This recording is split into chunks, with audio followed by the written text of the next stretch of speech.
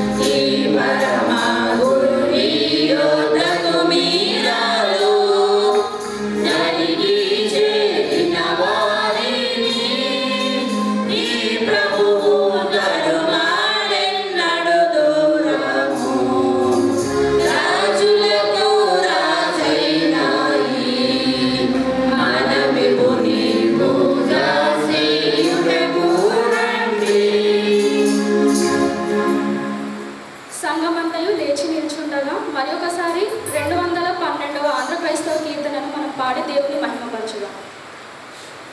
212వ మహాత్ముడైన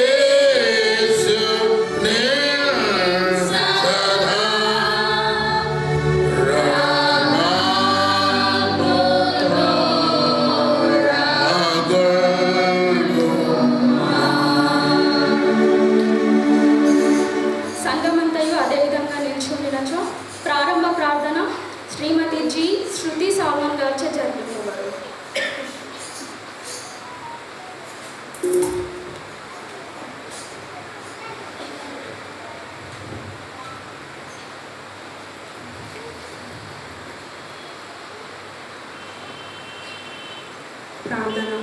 స్తోత్రం స్తోత్రం పరిశుద్ధుడు పరిశుద్ధుడు అని ప్రధాన దూతతో లోక ప్రజలతో కొనియాడబడుతున్న ప్రియ పరలోకం తండ్రి, నీకే వందనాలు స్తోత్రాలు ప్రభా. మరి తండ్రి, గడిచిన కాలం అంతా నీ సజీవ రకాల కింద మమ్మల్ని ఎంతగానో భద్రపరిచి ఉన్నారు ప్రభా. అందుని బట్టి మీకే వేలాది స్తోత్రాలు ప్రభా. మరి తండ్రి, ప్రారంభ ప్రార్థన చేయటం నాకు ఇచ్చిన అవకాశాన్ని బట్టి మీకే వందనాలు స్తోత్రాలు ప్రభా. పాఠం ద్వారా మరి వాక్యం ద్వారా మీరే మాతో ఉండమని అడుగుతున్నాను తండ్రి. మరి అదేవిధంగా ప్రభా, వాక్యం చెప్పబోయే బ్రదర్ని బట్టి ప్రార్థిస్తున్నాను తండ్రి. బ్రదర్కి నోటికి ఎప్పుడుగా ఉన్నది తండ్రి, ప్రారంభం నుంచి చివరి మటుకి మీరే మా మధ్యలో ఉండమని అడుగుతున్నాను తండ్రి. నీకే వందనాలు స్తోత్రాలు. వాక్య పట్టణం చదివే వారిని మరి సమయానికి ప్రతి ఒక్కరు వచ్చేటప్పుడు మీరే కృప చూపించండి తండ్రి. ఈ దినంలో ప్రభా, మ్యాథ్యూస్ గ్రూప్ ద్వారా జరుగుతున్న ఆరాధన అంతట్లో మీరు తోడుగా ఉండమని చిన్న ప్రార్థనని పాదల చేతకు చేర్చుకుని యేసు పరిశుద్ధ నామమున అడుగుచున్నాను నా తండ్రి. సంఘమంతయు కూర్చోవలసిందిగా మనం చేయాలి. మరి ఈ సమయంలో మాథ్యూస్ గ్రూప్ చిన్న బిడ్డల వారిచే ఒక ప్రత్యేకమైన పాట పాడి వినిపించవలసిందిగా కోరుచున్నాను.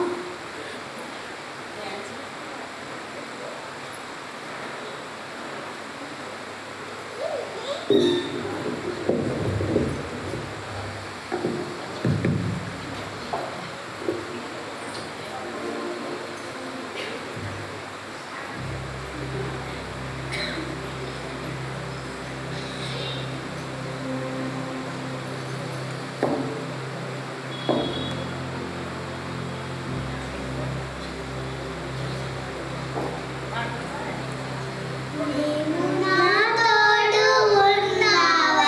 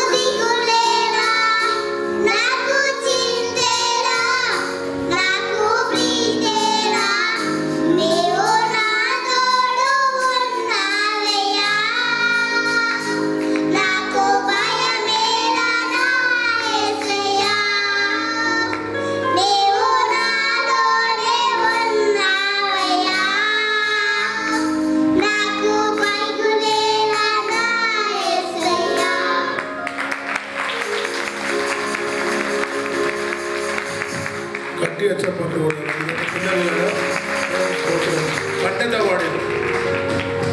చిన్న బిడ్డలకు వారిని ట్రైన్ చేసిన పేరెంట్స్కి క్రీస్తు పక్షాన సంఘ పక్షాన నేను వందనాలు చెల్లిస్తున్నాను.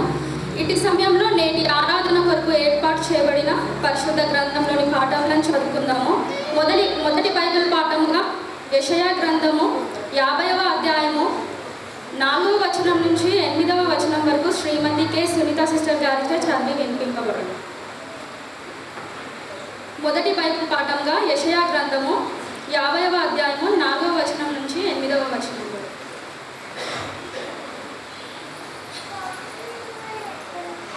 దేవుని నామానికి స్తోత్రాలు. ప్రార్థన చేసుకుందాం. పరిశుద్ధుల ప్రేమల దేవ యేసయ్య పాటలకు వేలాది వందనాలు స్తోత్రాలు చెందుతున్నామైనా ఈ యొక్క దినాన ప్రభానైనా మీరు ఏర్పాటు చేసినటువంటి దినంగా మేము భావిస్తున్నాం. మరి నైనా ఈ యొక్క సమయంలో ప్రభా మా నాయకులు అందరం కూడా కలిసి మరి మిమ్మల్ని ఆరాధించడానికి ప్రభా మిమ్మల్ని స్తుతించి కనపరచడానికి ప్రభానైనా ఇక్కడ మేము కూరుకొని ఉంటుండగా దేవా మహిమకరంగా ఈ ఆరాధన అంతా కూడా జరుగుతున్నాం. మీరే సహాయం ఇచ్చింది.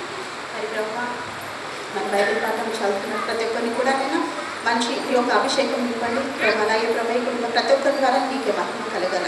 మరి వాక్యం బోధిస్తున్నటువంటి బిడ్డను కూడా మీ స్వాధీనంలో తీసుకొని ఈ ఏడంతల ఆత్మతో నింపి ప్రభునైనా మరి నాయన నీ యొక్క వాక్యాన్ని చెప్పులాన బిడ్డను అభిషేకించమని అడుగుతున్నా ప్రభా నీకే స్తోత్రాలు. మరి యొక్క ఆరాధన అంతా కూడా ప్రారంభం నుంచి అంత వరకు మీరే స్వాధీనం తీసుకోమని నాయన నీకు మహిమకరంగా జరిగించమని యేసు నామములో అడుగుచున్నాను తండ్రి. ఆమెన్. మొదటి బైబిల్ పాఠంగా యెషయా 50వ అధ్యాయము 4వ వచనం నుంచి 8వ వచనం వరకు చదువుకుందాము. అలసిన వాడిని మాటల చేత ఊరడించు జ్ఞానము నాకు కలుగునట్లు శిష్యునికి తగిన నోరు యెహోవా నాకు దయచేసి ఉన్నాడు. శిష్యులు వినునట్లుగా నేను వినుటకై ఆయన ప్రతి ఉదయమున నాకు విను బుద్ధి పుట్టించుచున్నాడు. ప్రభువకు యెహోవా నా చెవికి విను బుద్ధి పుట్టింపగా నేను ఆయన మీద తిరుగుబాటు చేయలేదు. వినకుండా నేను తొలగిపోలేదు. కొట్టువారికి నా వీపును అప్పగించి తిని వెంట్రుకలు పెరిగి వేయు వారికి నా చెంపలను అప్పగించి తిని ఉమ్మి వేయు వారికి అవమానపరచు వారికి నా ముఖము దాచుకొనలేదు. ప్రభువకు యెహోవా నాకు సహాయము చేయువాడు గనుక నేను సిగ్గుపడలేదు. నేను సిగ్గుపడనని ఎరిగి నా ముఖమును చెక్కుముడి రాతి వలె చేసుకుంటుని. నన్ను నీతిమంతునిగా ఎంచువాడు ఆసనుడై ఉన్నాడు. నాతో వ్యాజమాడు పడేవాడు. మనము కూడుకొని ఆడుదము. నా ప్రతివాది ఎవడు అతని నా యొద్దకు రానివ్వు. చదవబడిన వాక్యం దేవుడు నాకేమైన నిమిత్తమై దీవెచ్చుగా.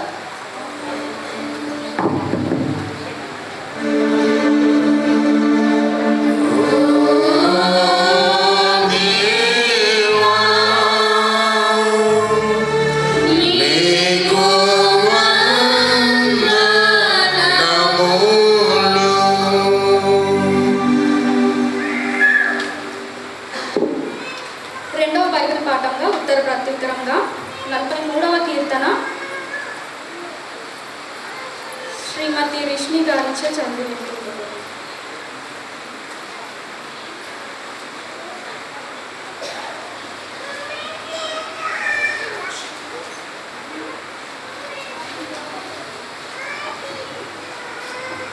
ఈ దినమునకే ఏర్పాటు చేయబడిన ఉత్తర ప్రత్యుత్తరముల పాఠముగా కీర్తన గ్రంథం నుంచి 43వ కీర్తన మొదటి వర్షం నుంచి ప్రారంభం. దేవా నాకు న్యాయం తీర్చుము.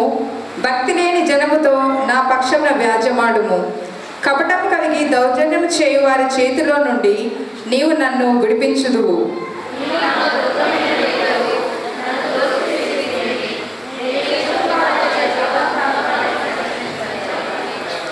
నీ వెలుగును నీ సత్యమును బయలుదేరజేయము. అవి నాకు త్రోవ చూపును. అవి నీ పరిశుద్ధ పర్వతముకును నీ నివాస స్థలములకును నన్ను తోడుకొని వచ్చును.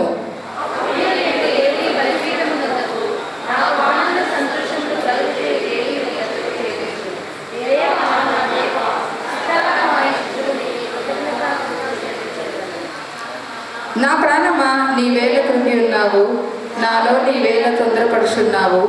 దేవుని యందు నిరీక్షణ స్థుతించుము. ఆయన నా రక్షణకర్త, నా దేవుడు, ఇంకనూ నేను ఆయనను స్థుతించగలను. ఇంతటితో ఉత్తర ప్రత్యుత్తముల పాఠం సరే.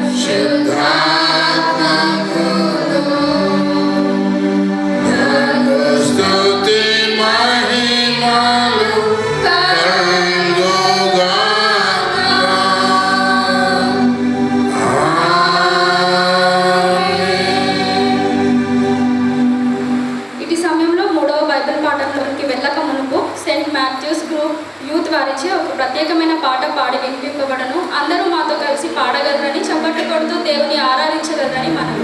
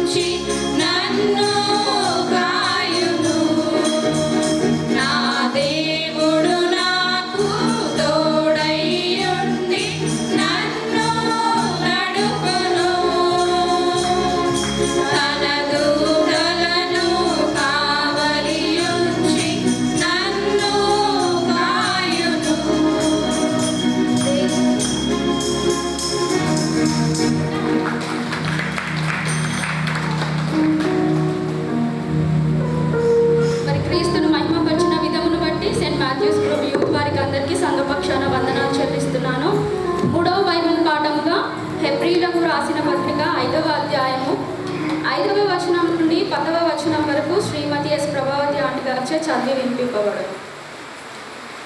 హెబ్రీయులకు రాసిన పత్రిక 5వ అధ్యాయము 5వ వచనం నుండి 10వ వచనం.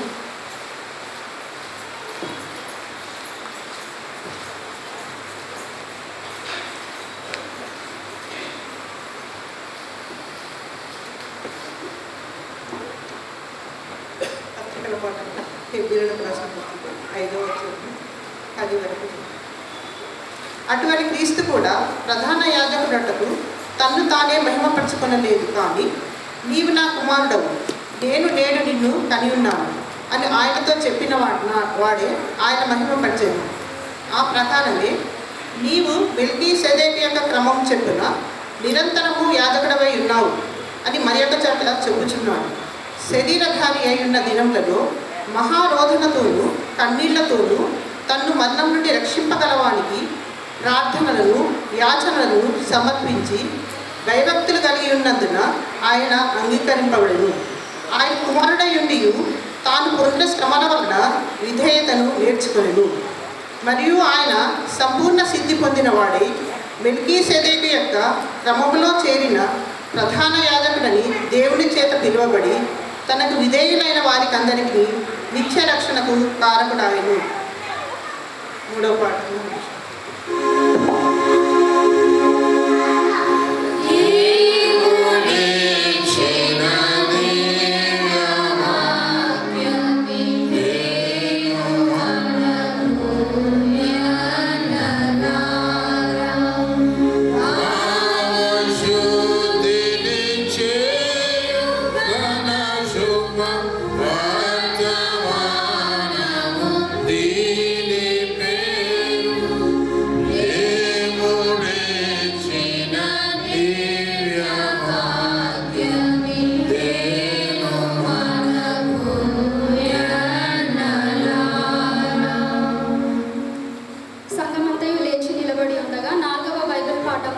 సువార్తల బైబిల్ పాఠము మార్కు సువార్త 14వ అధ్యాయము మొదటి 9 వచనాలు శ్రీ ఎం దేవదాస్ లోకప్ప గారిచే చదివి వినిపింపబడింది.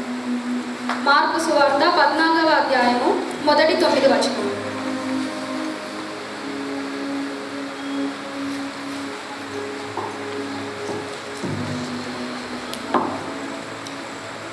మార్కు సువార్త 11వ అధ్యాయము 1 నుంచి 9 వరకు.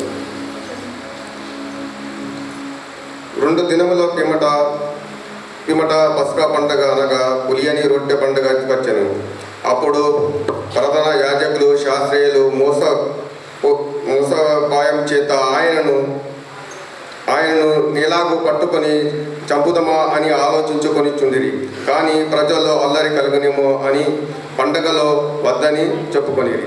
ఆయన బెతనియలోని కుష్ఠరోగి అయిన సీయోను ఇంట భోజనములకు కూర్చున్నప్పుడు ఒక స్త్రీ మిక్కిలి విలువగల అచ్చ జంటమాసి అత్తరగుడ్డిని తీసుకొని వచ్చి ఆ అత్తరగుడ్డిని పగలకొట్టి ఆ అత్తర ఆయన తల మీద పోసెను. అయితే కొందరు కోపపడి ఈ అత్తరగుడ్డి ఇలాగూ నష్టపరచనిలా, ఈ అత్తరగుడ్డి 3 దీనారములకు కంటే ఎక్కువ అమ్మి పేదలకు ఇవ్వచ్చును అని చెప్పి ఆమె గురించి సునుక్కొనిరి.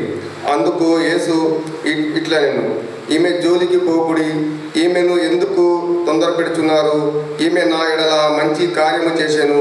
పేదలు ఎప్పుడునూ మీతోనే ఉన్నారు, మీకు ఇష్టమైనప్పుడల్లా వారికి మేలు చేయవచ్చును.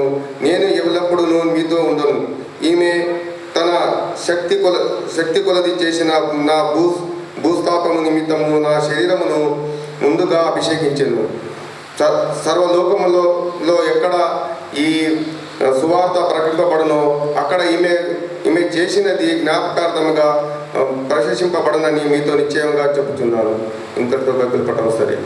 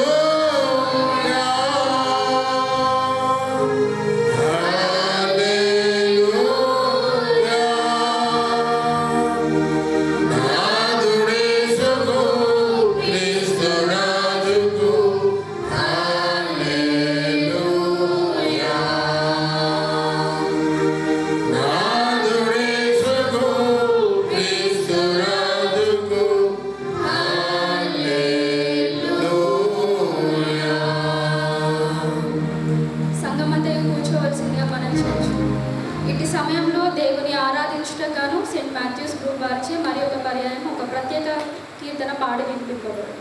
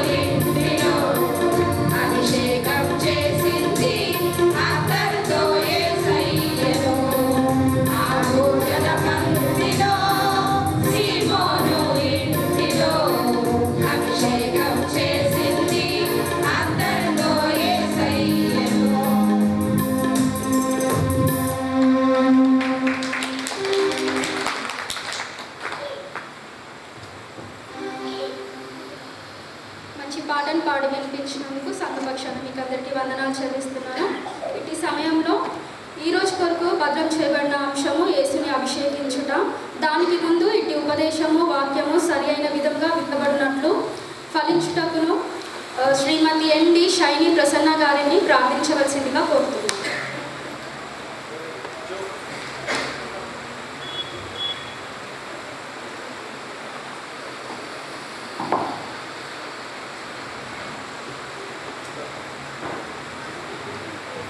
ప్రార్థన.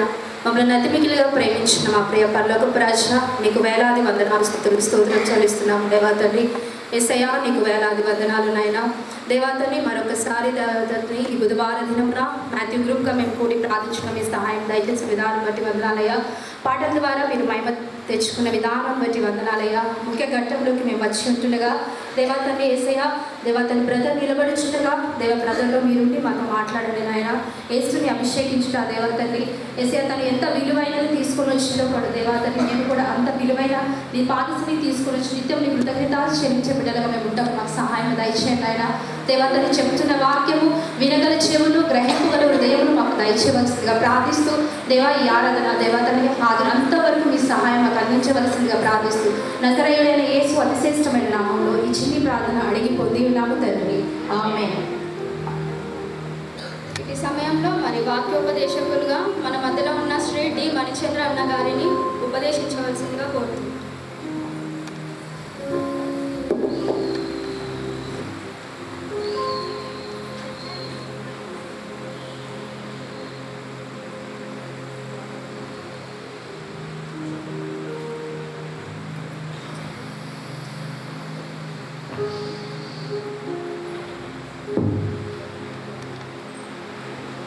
కూడి వచ్చిన సంఘమందరికీ మాథ్యూ గ్రూప్ పక్షమున హృదయపూర్వక వందనాలు తెలియజేస్తున్నాను.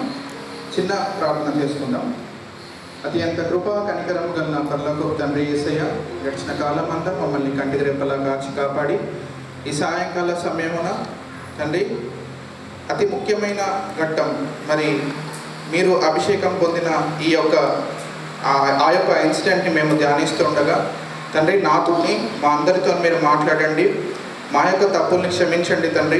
ఈ ఆరాధన అంతటినీ కూడా మీకు మహిమకరంగా జరిగించుకోనండి. ఇంకనూ రానయ్యున్న బిడ్డల్ని సకాలంలో త్వరగా మందిరానికి తీసుకురావాల్సిందిగా కోరుతూ తండ్రి ఈ ఆరాధన ఇక్కడి నుండి మరి చివరి మట్టుకు కూడా మీరే గొప్పగా మహిమకరంగా జరిగించుకోమని యేసు నామంలో ప్రార్థనకి సమర్పిస్తున్నాం తండ్రి, ఆమేన్. ముందుగా నాకు ఈ అవకాశం ఇచ్చిన దేవాది దేవునికి, మన స్థానిక సంఘ కాపరి ప్రభాకర్ అయ్యగారు గారికి, స్టీవెన్ అయ్యగారు గారికి, అలాగే ఆఫీస్ బేరర్స్ అందరికీ కూడా నా హృదయపూర్వక వందనాలు తెలియజేస్తూ ఉన్నాను. మరి ఈరోజు మన అంశం ఏంటి అంటే యేసుక్రీస్తు ప్రభుని అభిషేకించుట, the anointing of Jesus Christ. అయితే ఈ యేసుక్రీస్తు ప్రభువుని అభిషేకించడం గురించి, ఈ ఇన్సిడెంట్ గురించి సువార్తలలో మనం చూసినట్టయితే 4 సువార్తల్లో కూడా ఇన్సిడెంట్ రాయబడింది. మత్తయి సువార్త, మార్కు సువార్త, లూకా సువార్త, అలాగే యోహాను సువార్తలో కూడా రాయబడింది. మరి ఈ యేసుక్రీస్తు అభిషేకం అనేది ఒకసారి జరిగిందా, 2 సార్లు జరిగిందా, 3 సార్లు జరిగిందా, లేదా 4 సువార్తలు 4 సార్లు జరిగిందా, లేదా అన్నీ ఒకటేసారి? ఎవరన్నా చెప్తారా? ఒకటేసారి. నమ్మండి, దాదాపు 1 గంట నుంచి 1.5 గంటన్నర సమయం పట్టిందండి దీని గురించి నేను సత్యం తెలుసుకోవడానికి. చాలా రీసెర్చ్ చేయాల్సి వచ్చింది. అయితే మనము జాగ్రత్తగా పరిశీలించిన మీదట ఏం తెలుసుకుంటామంటే ఒకసారి కాదండి, యేసుక్రీస్తు ప్రభుని 3 సార్లు అభిషేకించడం జరిగింది. ఆయా సమయాల్లో 3 సార్లు అభిషేకించడం జరిగింది. అయితే మొట్టమొదటిసారిగా ఎప్పుడు యేసుక్రీస్తు ప్రభుని ఎవరు అభిషేకించారో చూద్దాం. లూకా సువార్త 7వ అధ్యాయం 36 నుంచి 38 వరకు దయచేసి ఎవరైనా చదవండి. పరిసయ్యులలో ఒకడు తనతో కూడా భోజనం చేయవలెనని ఆయన అడిగాడు. ఆయన పరిసయ్యుని ఇంటికి వెళ్ళి భోజన పంక్తిని కూర్చుండగా ఆ ఊరిలో ఉన్న పాపాత్మురాలైన ఒక స్త్రీ యేసు పరిసయ్యుని ఇంట భోజనం కూర్చున్నాడని తెలుసుకొని ఒక గుడిలో అత్తరు తీసుకొని వచ్చి వెనుక తట్టు ఆయన పాదముల యొక్క నిలవబడి ఏడ్చుచూ కన్నీళ్లతో ఆయన పాదములను తడిపి తన తల వెంట్రుకలతో తుడిచి ఆయన పాదములను ముద్దు పెట్టుకొని ఆ అత్తరు వాడికి పూసాను. చాలండి.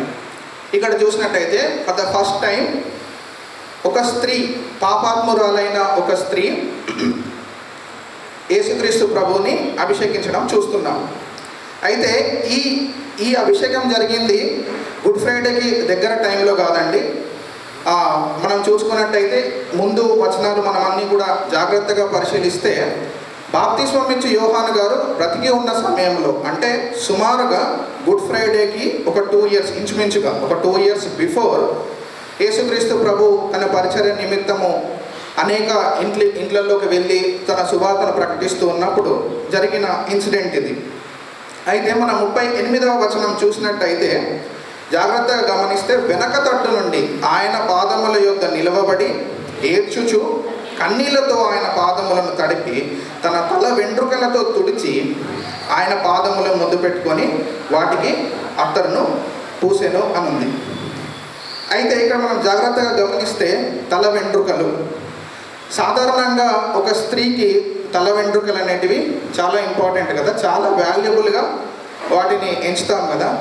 ఖచ్చితంగా వారానికి ఒకసారైనా ఆయిల్ పెట్టుకుంటాం, లేదా కొంతమంది 2 సార్లు పెట్టుకుంటారు కదా. ఎందుకంటే అంత వాల్యుబుల్.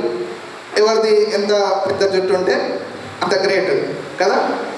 అది ఇక్కడ మనం చూసినట్టయితే తల వెంట్రుకలతో పాదాలని తుడుస్తూ ఉంది. అంటే ఈ స్త్రీ యొక్క పరిస్థితిని మనం గమనించినట్టయితే, ఈ పాపాత్మురాలైన స్త్రీ తన పాపాన్ని గుర్తించి, నేను పాపిని, నా పాపానికి ప్రాయశ్చిత్తం కలగాలని చెప్పి తగ్గింపుతో, అంటే ఇక్కడ తల వెంట్రుకలతో తుడుస్తుందంటే తగ్గింపుతో యేసయ్య పాదాలని తుడుస్తున్నట్టుగా మనం చూస్తూ ఉన్నాం. అయితే మరి ఆ విధంగా మొట్టమొదటిసారి యేసుక్రీస్తు ప్రభువుని అభిషేకించిన తర్వాత వచనాల్లో చూస్తే, ఎవరైతే ఆ ఆతిథ్యం ఇస్తున్నారో ఆ వ్యక్తి ఏమనుకుంటున్నాడంటే, ఈమె పాపాత్మురాలైన స్త్రీ కదా, ఇది యేసయ్యకు తెలిసే ఉండాలి కదా అని చెప్పి లోపల మనసులో అనుకుంటా ఉన్నాడు. 44వ వచనం ఎవరన్నా చదవండి. 44వ వచనం.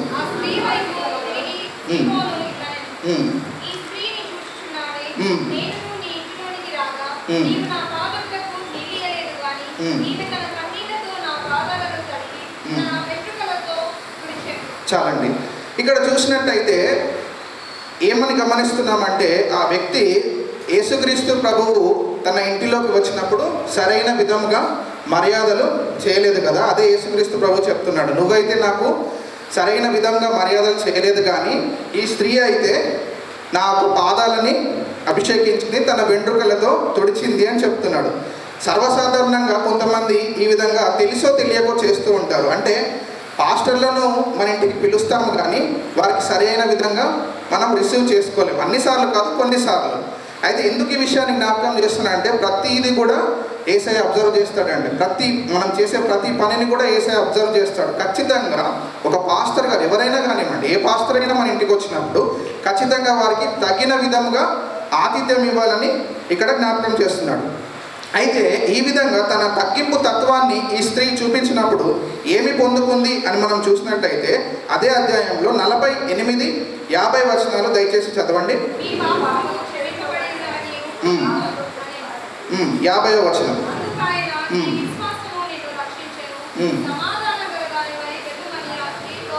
చాలండి.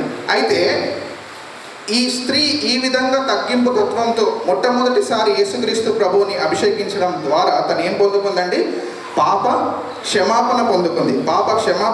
పొందుకుంది. అదేవిధంగా 50వ వచనం చూసినట్టయితే, సమాధానం గలదానవై వెళ్ళుమని ఆ స్త్రీతో చెప్పాను. అంటే సమాధానం కూడా పొందుకుంది. సో మనలో ఎవరికైనా శాంతి కొదువగా ఉంటే, సమాధానం కొదువగా ఉంటే, లేదా నేను పాపిని, నా పాపాన్ని క్షమించు దేవా అని చెప్పి దేవుణ్ణి అడుగుతూ ఉంటే, లేదా ఇంకెప్పుడైనా ఏదైనా పరిస్థితుల్లో గుండా వెళ్తూ, మనం అనుకున్నది జరగట్లేదు, మనం కోరుకున్నది మనకు రావట్లేదు, ఎంతో వెయిట్ చేస్తున్నప్పటికీ దేవుడు మన ప్రార్థనని ఆలకించట్లేదు అని ఎవరైనా అనుకున్నట్టయితే, ఇక్కడ ఒక గొప్ప సిగ్నల్ దేవుడు ఇస్తున్నాడు. ఏంటంటే కన్నీటి ప్రార్థన.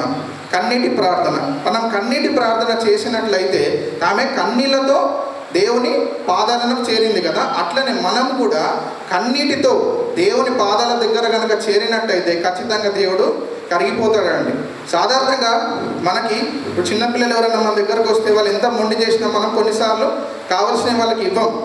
కానీ వాళ్ళు ఏడుస్తూ ఉంటే ఇంకా గట్టిగా ఏడుస్తూ ఉంటే ఎక్కడో చోట మనకు కొద్దిగా మనసు కలుగుతుంది కదా, అరే పోనీ ఏడుస్తుండే కదా ఇచ్చేద్దాము అని చెప్పి మనసు కలుగుతుంది. అట్లనే మనం అందరం కూడా మన యేసయ్య పిల్లలం అండి.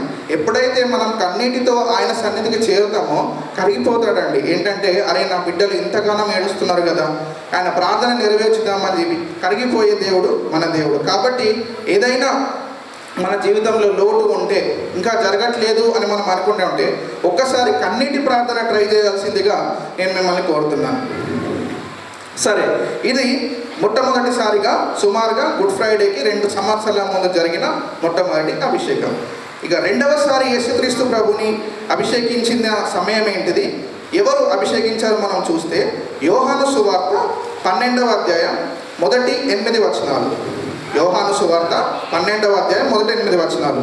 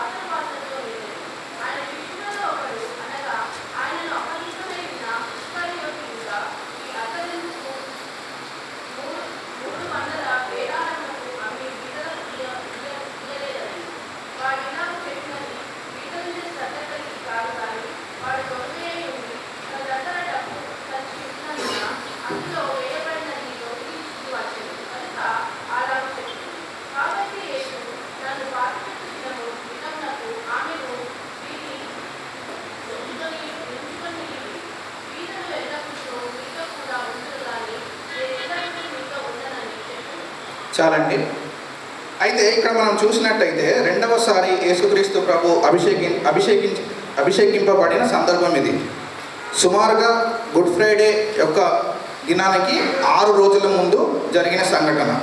ఎలా 6 రోజులను మనం తెలుసుకోవచ్చు అంటే మొదటి వచనంలో చూసుకున్నట్టయితే పస్కా పండుగకు 6 దినములు ముందుగా వచ్చాను.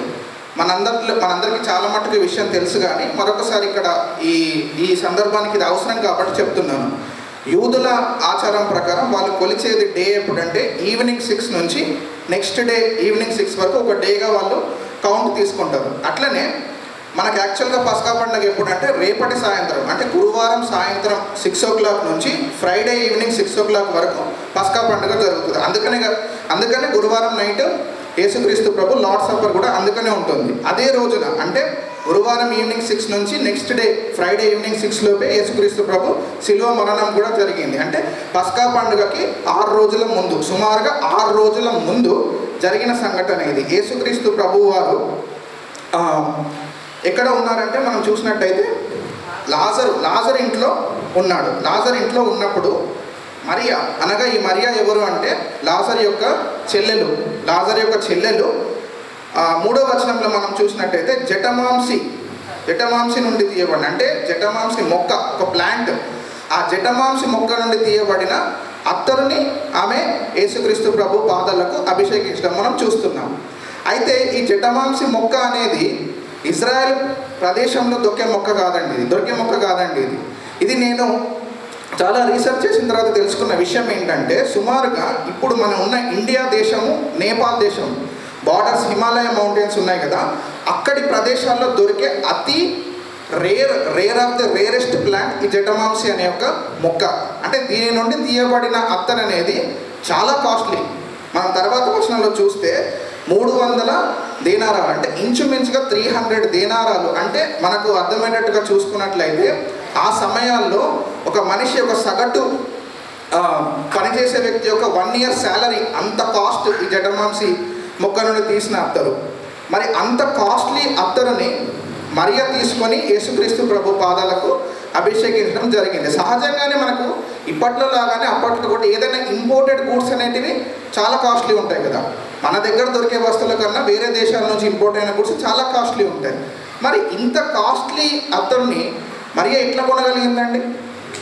మనం జాగ్రత్తగా గమనిస్తే అంత రిచ్ ఏం కాదు మరియా, కానీ ఎలా కొనగలిగింది? అనేది మనం ఆలోచిస్తే ఈ ఇన్సిడెంట్ జరగక ముందు కొన్ని రోజుల ముందు లాజరు అనే వ్యక్తి చనిపోతాడు. లాజరు అనే వ్యక్తి చనిపోతాడు.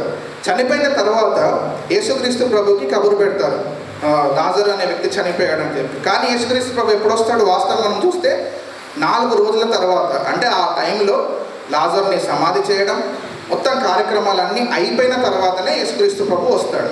అయితే ఈ టైంలో మరి లాజరు చనిపోయిన తర్వాత అక్కడ 3 స్త్రీలు ఉంటారు. ఎవరంటే మరియా, మార్త, అదేవిధంగా యేసు ప్రభు తల్లి అయిన మరియ కూడా ఉంటారు. ఇక మగవర్తి అనేవారు ఎవరు లేరు, ఎందుకంటే యేసుక్రీస్తు ప్రభు ఇంకా అప్పటికి రాలేదు. కాబట్టి అక్కడ ఉన్న యూదా పెద్దలు ఏం చేస్తారు అని అంటే, ఆ టైంలో ఏదైతే లాజరు సంపాదించి ఉన్నాడో, తన ఏదైతే ఆస్తి ఉందో మరి ఆ సమాధి కార్యక్రమాలు అవన్నీ చేయాలి కదా, వాటిని చేయడం కోసం ఆ ఆస్తి తాలూకా మొత్తం అప్పచెప్పిందంతా కూడా మరియకు అప్పచెప్తారు. ఏమనంటే, అమ్మాయికు లాజరు చనిపోయి ఉన్నాడు, మరి ఎవరు మగ దిక్కు లేరు కాబట్టి ఇదంతా నువ్వే చూసుకోమని చెప్పి మరియకు అప్పచెప్పడం జరుగుతుంది. కానీ జరిగింది ఏమిటి? 4 days తర్వాత యేసుక్రీస్తు ప్రభువు తిరిగి వస్తాడు. తిరిగి వచ్చిన తర్వాత అద్భుత రీతిగా లాజర్ని చనిపోయిన వారి నుండి తిరిగి లేపుతాడు. వీలైతే మనం అందరం కూడా ఆ ఇన్సిడెంట్ని వీలైతే యూట్యూబ్లో చూడండి, చాలా గూస్ బంప్స్ వస్తాయి ఆ ఇన్సిడెంట్ చూస్తూ ఉంటే. యేసుక్రీస్తు ప్రభు అక్కడ సమాధి ముందు వెళ్ళి లాజరస్ కమౌట్ అని అన్నప్పుడు ఎట్లయితే ఆ శవము లేచి నడిచి వస్తూ ఉంటే, ఆ ఇన్సిడెంట్ చూస్తుంటే అసలు మనకి నిజంగా ఇంత గొప్ప దేవుడు ఉన్నాడా అని మనకు ఆశ్చర్యం కలుగుతుంది. సో ఆ ఇన్సిడెంట్ జరిగిన తర్వాత ఇక్కడ మనం గమనించాల్సింది ఏంటంటే, ఆ ఆస్తి అంతటి కూడా ఎవరి దగ్గర ఉంది? ఇప్పుడు మరియ దగ్గర ఉంది. అయితే ఇది అనుకోకుండా సడన్గా తనకు వచ్చిన డబ్బు. అయితే సాధారణంగా ఏమనుకోవచ్చు, ఏదో అవకాశం అట్లా వచ్చింది, ఆయన చనిపోయిండు, నా దగ్గరకు వచ్చింది, ఇక మళ్ళీ నేను ఎందుకు ఇది తను దేనికైనా వాడుకోవచ్చు ఆ డబ్బుని. కానీ ఇక్కడ మనం చూసినట్టయితే ఒక కృతజ్ఞత భావం కలిగి, అరే యేసుక్రీస్తు ప్రభు నా జీవితంలో ఇంత గొప్ప మేలు చేసిండు కదా, నేను ఏదన్నా చెయ్యాలి ఈయన కొరకు, ఏం చేయగలను అని ఆలోచించినప్పుడు, సరే నా దగ్గర ఉన్న డబ్బంతా కూడా నేను ఖర్చు పెట్టి ఒక ఇంపోర్టెడ్ అత్యంత కాస్ట్లీ అయిన అత్తరును తీసుకొని వచ్చి ఆయన పాదాలకు అభిషేకం చేస్తా. అంటే ఇదేంటంటే మొదటిసారి మనం చూసినట్టయితే ఆ స్త్రీ పాప క్షమాపణ కొరకు చేసిన అభిషేకం అయితే, ఇది మరియా అనగా లాజరు చెల్లెలైన మరియా ఒక కృతజ్ఞత భావంతో చేసిన అభిషేకం ఇది. అయితే ఇక్కడ మనం ఒక విషయం చాలా జాగ్రత్తగా గమనించాలి. మరియా కృతజ్ఞతతో దేవుణ్ణి అభిషేకం చేసింది, కానీ తనకు తెలియకుండానే పాత నిబంధనలోని లేఖనాన్ని నెరవేర్చింది. ఎట్లా అని మనం చూసినట్టయితే నిర్గమకాండం 12వ అధ్యాయం 3వ వచనం, దయచేసి ఎవరైనా చదవండి. నిర్గమకాండం 12, 3వ వచనం. సమాజంతో ఈ నెల దశమి నాడు వారు తమ తమ కుటుంబంలో లెక్క చొప్పున ఒక్కొక్కడు గొర్రె పిల్లనైనను మేక పిల్లనైనను, అనగా ప్రతి ఇంటికి ఒక గొర్రె పిల్లనైనను ఒక మేక పిల్లనైనను తీసుకున్నవారు. చాలండి. ఇక్కడ మనం చూసినట్టయితే పస్కా పండుగకి మనం 7వ వచనంలో చూసుకున్నట్టయితే 14వ దినము అయిపోయిన తర్వాత, అంటే 15th డే స్టార్టింగ్ అప్పుడు పస్కా పండుగ వస్తుంది. అంటే 6 days ముందు 10వ దినమున వారు ఏం చేస్తారంటే, గొర్రె పిల్లనైనను మేక పిల్లనైనను, అంటే ఫస్ట్ చూస్ చేసుకుంటారు ఏది బలి ఇవ్వాలి, పస్కా బలికి ఏది ఇవ్వాలి అని చెప్పి చూస్ చేసుకొని, ప్రతి కుటుంబం కూడా ఒక గొర్రె పిల్లను లేదా మేక పిల్లను చూస్ చేసుకున్న తర్వాత వాళ్ళు 5 days ఆ గొర్రె పిల్లని ఒక అబ్జర్వేషన్లో పెడతారు. అబ్జర్వేషన్లో పెట్టినప్పుడు వాళ్ళు చేసేది ఏంటంటే, ముందుగా ఆ గొర్రె పిల్ల యొక్క పాదాలు ఉంటాయి కదా, ఆ పాదాలని నూనెతో అంటుతారనమాట. ఎందుకు అని అంటే, ఈ 5 days కూడా ఈ గొర్రె పిల్ల ఎట్లుండాలి? హెల్తీగా ఉండాలి, క్లీన్గా ఉండాలి. ఎందుకు అని అంటే, బలి ఇవ్వబోయే గొర్రెపిల్ల, అంటే బలి ఇచ్చే టైంకి, పస్కా బలి ఇచ్చే టైంకి ఆ గొర్రెపిల్ల ఎట్లుండాలి? నిష్కలంకమైన గొర్రెపిల్ల వలె ఉండాలి. కాబట్టి మొదటిగా ఏం చేస్తారంటే, ఆ 10వ దినమున ఆ గొర్రెపిల్ల యొక్క పాదాలని అంటుతారనమాట, నూనెతో అంటుతారంటే హెల్తీగా ఉండాలని చెప్పి. ఆ లేఖనం అంటే ఈ విషయం అంతా కూడా మరియకు తెలియదు, కానీ అనుకోకుండా తను ఆ చేసిన కార్యం వల్ల లేఖనాల్ని నెరవేర్చింది. అంటే ఇక్కడ 6 దినముల ముందు మనం చూస్తే ఏం జరిగిందంటే, తను వచ్చి యేసుక్రీస్తు ప్రభు అక్కడ పాదాలని గొర్రెపిల్ల పాదాలని ఏ విధంగా సిద్ధపరుస్తారో అట్లనే యేసుక్రీస్తు ప్రభువుని కూడా ఆ అత్తరుతో అభిషేకించడం వల్ల యేసుక్రీస్తు ప్రభుని బలికి, అనగా గుడ్ ఫ్రైడే నాడు యేసుక్రీస్తు ప్రభు బలి కాబోతున్న టైంకి మరియ సిద్ధపరిచినట్టుగా మనం చూస్తూ ఉన్నాం. అయితే ఆ తర్వాత జరిగిన సంగతి ఏంటి అని మనం చూసినట్టయితే 5వ వచనంలో, అంటే ఈ యోహాను సువార్త 12వ అధ్యాయం 5వ వచనం ఒకసారి చూద్దాం.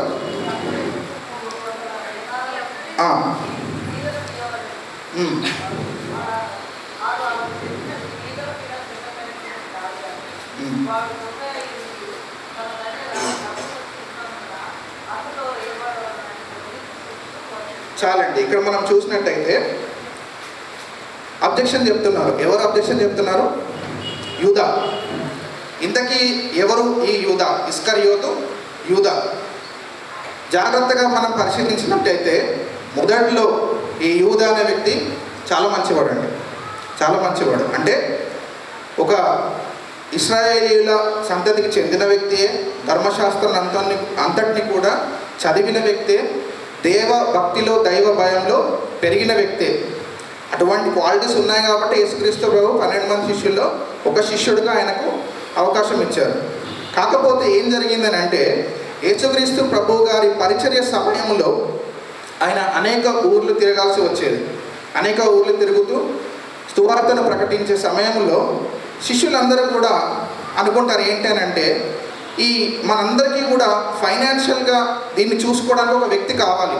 అంటే ఒక దగ్గరికి వెళ్తారు, వెళ్ళిన తర్వాత వాళ్ళకి అక్కడ విడిది కావాలి, ఫుడ్కి ఖర్చులు అవుతాయి, కొంత కలెక్షన్స్ వస్తున్నాయి. మరి ఆ కలెక్షన్స్ అసలు లెక్కేంది, పత్రం ఏంది చూడడానికి ఒకళ్ళు ఉండాలి కదా, ఒక వ్యక్తి ఉండాలి అని చెప్పి అనుకున్నప్పుడు మొదటిగా మత్తయ్య గారిని అనుకుంటారు. ఎందుకు అని అంటే ఆయన అంతకుముందు ట్యాక్స్ కలెక్టర్ కాబట్టి మత్తయ్య గారు ఈ పని చేస్తే బాగుంటుందని అనుకుంటే మత్తయ్య గారు వద్దు నేను తీసుకోలేను అంటారు. ఎందుకంటే అప్పటికే నేను ఈ డబ్బు విషయంలో చాలా పాపం మూట కట్టుకున్నా, ఇంకా నాకు వద్దు, నేను ఏ డబ్బు విషయం నేను తీసుకోను అని చెప్పినప్పుడు ఇస్కరియోతు యూదా ఆ ఫైనాన్షియల్ హెడ్గా ఉంటాడు అనమాట. అంటే మనకు అంతా కరెక్ట్గా అర్థం కావాలని చెప్పాలంటే ఇస్కరియోతు యూదా is the treasurer of Jesus పరిచర్యకి మొత్తానికి ట్రెజరర్గా ఇస్కరియోతు యూదా ఉన్నాడు. స్టార్టింగ్లో మంచి వ్యక్తి, కానీ క్రమక్రమంగా ఆ డబ్బులని చూస్తూ ఉంటే ఆయనలో ఏమైపోయిందంటే దురాశ పెరిగిపోయింది. ఎందుకు ఇందులో నుంచి కొంచెం నేను తీసుకోవద్దు అని చెప్పి 6వ వచనంలో ఉంది కదా, కొద్ది కొద్దిగా తీసుకోవడం స్టార్ట్ చేసింది. అంటే ఉదాహరణకు 100 రూపాయలు కలెక్షన్ వచ్చింది అనుకోండి, 90 రూపాయలు అని చెప్పి లెక్క రాసి 10 రూపాయలు తీసుకొని జోబులు వేసుకునేటోడు. ఇట్లా చేసుకుంటూ వచ్చిండు. అయితే ఇక్కడ ఒక విషయం దేవుడు జ్ఞాపకం చేస్తున్నాడు. మనందరం కూడా దేవుని పరిచర్యకు చెందిన ధనం విషయంలో చాలా చాలా జాగ్రత్తగా ఉండాలండి. అది దశంభాగం కావచ్చు, లేదా దేవునికి సంబంధించిన ఏదైనా డబ్బు విషయం కావచ్చు, చాలా జాగ్రత్తగా ఉండాలి. ఎందుకంటే ఖచ్చితంగా దేవుడు చూస్తూ ఉంటాడు, ఖచ్చితంగా దేవుడు లెక్క అడుగుతాడు. ఏ రకమైన దురాశ మనలో వచ్చినా వెంటనే దాని నుండి బయటపడాలి తప్ప ఈ విధంగా ఇస్కరియోతు యూదాలాగా కాకూడదు. చివరికి ఏం జరిగిందండి? లాస్ట్కి ఇస్కరియోతు యూదా 12 మంది శిష్యుల నుంచి కొట్టివేయబడ్డాడు. అసలు యేసుక్రీస్తు ప్రభు శిష్యులుగా ఉండేది గొప్ప భాగ్యం. అది ఆ 12 మందిలో ఒక ప్లేస్ దొరకడం అనేది చాలా గొప్ప భాగ్యం. కానీ ఆయనకు వచ్చిన దురాశ వల్ల ఆ భాగ్యాన్ని పోగొట్టుకున్నాడు. అదేవిధంగా ఉరి వేసుకొని చనిపోయినట్టుగా మనం చూస్తూ ఉంటాం కదా.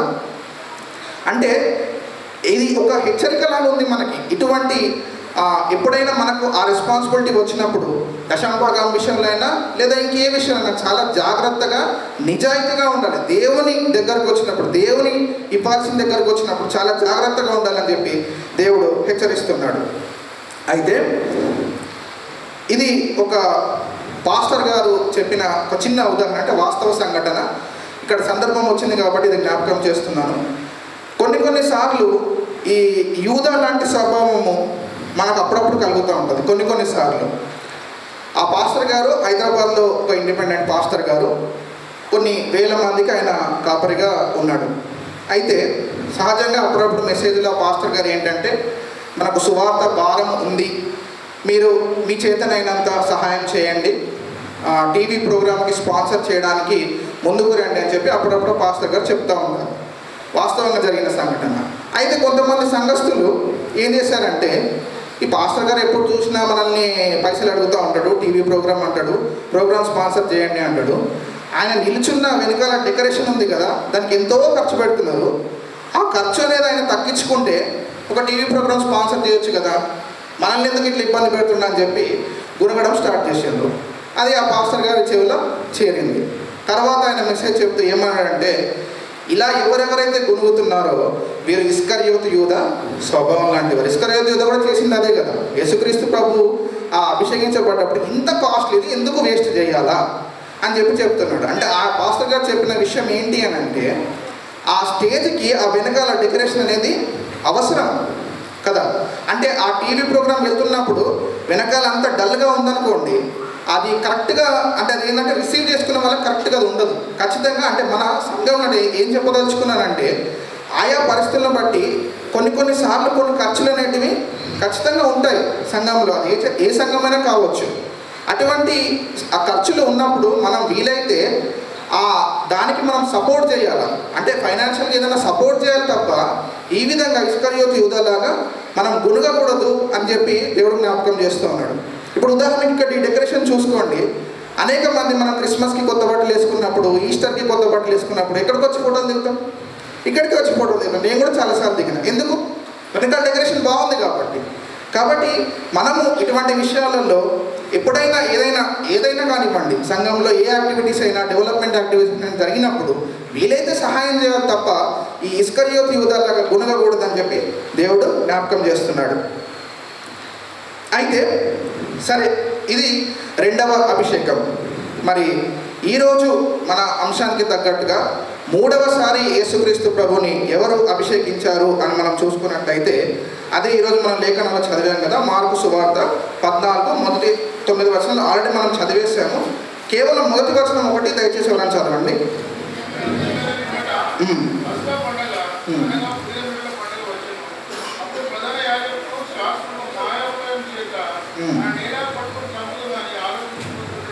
చాలండి. ఇక్కడ మనం చూసినట్టయితే చిన్న ట్రాన్స్లేషన్ మిస్టేక్ ఉంది ఈ బైబిల్లో, ఈ వచనంలో. అంటే మనకి ఇంగ్లీష్ బైబిల్ నుంచి తెలుగులో ట్రాన్స్లేషన్ అయినప్పుడు అక్కడక్కడ కొన్ని చోట్ల కొన్ని ఎర్రర్స్ అనేవి ఉన్నాయి. అంటే అప్పుడు బ్రాహ్మిన్స్ కొంతమంది మన క్రీస్తుని అంగీకరించినప్పుడు వాళ్ళు ఇంగ్లీష్ నుంచి ట్రాన్స్లేట్ చేసినప్పుడు అక్కడక్కడ కొన్ని మిస్టేక్స్ ఉన్నాయి. ఇక్కడ ఒక చిన్న మిస్టేక్ ఉంది. అదేంటంటే 2 దినములైన పిమ్మట పస్కా పండుగ అనగా పులియని రొట్టెల పండుగ వచ్చెను అని రాసింది. అది వచ్చెను కాదు, వచ్చును అని ఉండాలి యాక్చువల్గా కూడా. అంటే దాని అర్థం ఏంటంటే 2 days బిఫోర్ ది పస్కా పండుగ. అంటే ఇంకా 2 days తర్వాత పస్కా పండుగ రాబోతుంది. అంటే ఇప్పుడు మనకి ఈరోజు వెడ్నెస్డే కదా, రేపు ఈవినింగ్ 6 o'clock పస్కా పండుగ స్టార్ట్. అంటే నిన్నటి ఈవినింగ్ 6 నుంచి ఈరోజు ఈవినింగ్ 6 వరకు జరిగిన సంఘటన అనమాట. వచ్చును అని ఉండాలి. అదే మనకి ఇంగ్లీష్ బైబిల్లో చూస్తే, ఒకవేళ ఎవరైనా గూగుల్లో కొట్టి చూసినా మనకు Mark 14 అని చూస్తే, the pass over and the festival of unleavened bread or only 2 days అవే. అంటే నేటి దినమున, నిన్నటి ఈవినింగ్ నుంచి ఈరోజు ఈవినింగ్ వరకు జరిగిన సంఘటన. ఇది ఎక్కడ జరిగింది అని మనం చూసినట్టయితే, ఇక్కడ ఏ స్త్రీ అనేది పేరు మనకు లెక్కింప చేయలేదు, కానీ ఒక స్త్రీ ఏం చేసిందండి? మిక్కిలి విలువగల అత్తరు. ఇక్కడ మనం జాగ్రత్తగా గమనించాలి. ఈ 6 రోజుల బిఫోర్ అనాయింటింగ్కి, ఈ 2 రోజుల బిఫోర్ అనాయింటింగ్కి చాలా డిఫరెన్సెస్ ఉన్నాయి. మొదటిగా అక్కడ మనం చూసినట్టయితే మరియా యేసుక్రీస్తు ప్రభు పాదాలను అభిషేకించింది. ఇక్కడ మనం చూసినట్టయితే ఆయన తలను అభిషేకించింది. అలాగే అక్కడ మనం చూసినట్టయితే ఒక్క యూదా మాత్రమే కమెంట్ చేస్తాడు కదా. ఇక్కడ మనం చూసినట్టయితే 4వ వచనం చాలండి. అంటే అక్కడ ఒక్క యూదా మాత్రమే అబ్జెక్షన్ చేస్తాడు. ఇక్కడ కొందరు అబ్జెక్షన్ చేస్తారు. సహజంగా ఇది సంఘంలో జరిగేదే కదా. ఫస్ట్ అందరూ ఒకటేసారి కారు, ఎవరన్నా ఒక్కడు ఇస్కరియోతు యూదా లాంటి ఎవరన్నా ఒక్కడు లేపుతాడు అన్నట్టు. ఎందుకు ఇట్లా, ఇది అవసరమా, ఈ ఖర్చు అవసరమా అని చెప్పి ఒక్కడు లేపితే దాని తర్వాత క్రమక్రమంగా వాయిసెస్ అన్నీ కలుస్తాయి. ఏమంటారు? వత్తాసు పాడడం అని ఏమంటారు కదా. అట్లా క్రమక్రమంగా వాయిసెస్ అన్నీ కలుస్తాయి కదా. అట్లనే ఇక్కడ కూడా అంటే కొందరు, అందరూ కాదు, కొందరు. అక్కడ యూదా ఒక్కడే, ఇక్కడ కొందరు ఏమని అంటున్నారు? మళ్ళీ సేమ్ అదే మాట. ఎందుకు ఈ వేస్ట్ చేస్తున్నారు, ఎందుకు ఈ అతన్ని వేస్ట్ చేస్తున్నారు అన్నప్పుడు యేసుక్రీస్తు ప్రభు ఏం చెప్తాడండి తర్వాత వచనాల్లో?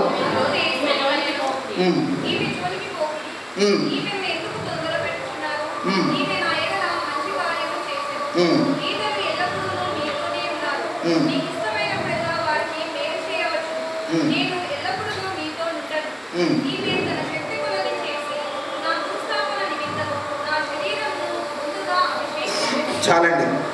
ఇక్కడ మనం చూసినట్టయితే యేసుక్రీస్తు ప్రభు వారు ఏం చెప్తున్నారు? ఈమె తన శక్తి కొలది చేసి నా భూస్థాపన నిమిత్తము ఇది చేసెను అని యేసుక్రీస్తు ప్రభు చెప్తున్నాడు.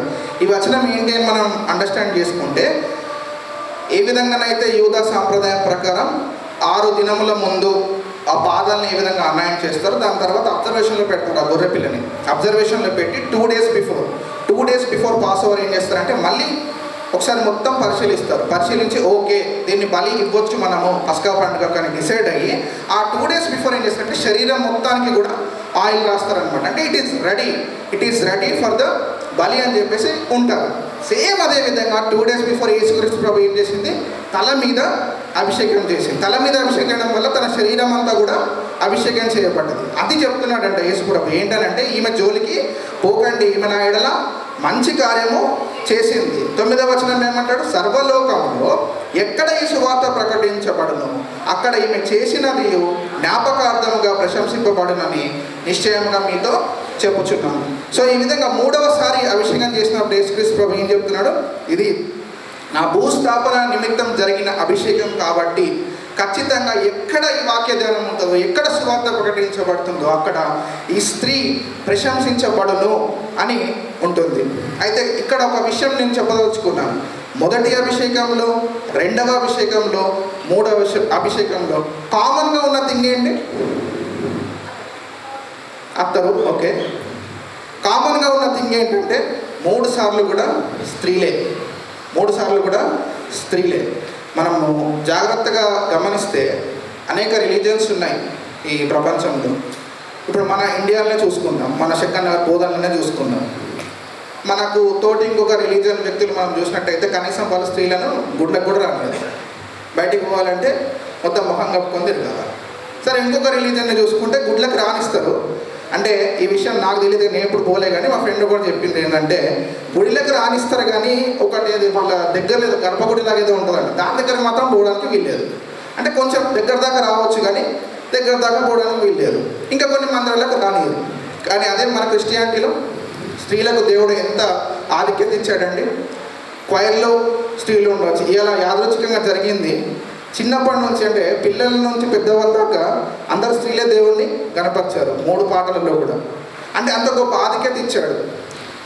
ఈవెన్ మన వాక్యం చెప్పట్లో కూడా పాస్టర్స్గా కూడా స్త్రీలు ఉన్నారు. అంటే నేను ఇక్కడ చూడలేదు కానీ మన డోర్నకల్ డైసిస్లో చూశాను.